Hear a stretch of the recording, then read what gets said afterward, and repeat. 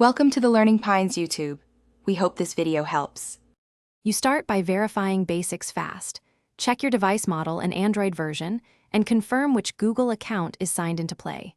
Once done, test the network, switch from Wi-Fi to cellular or vice versa, and toggle airplane mode for 5-10 seconds to reset connections. Make sure the Play Store app is updated. If not, force an update or install the latest APK from a trusted source. These steps remove common cache, account, or network blockers before deeper fixes.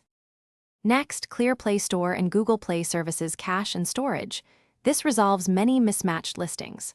Once cleared, reboot the device to ensure changes apply.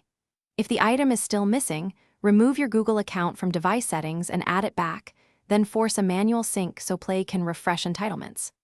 Also inspect parental controls, family library, and country settings. Apps may be geo-restricted or hidden by account restrictions, so change those settings, if appropriate, before continuing.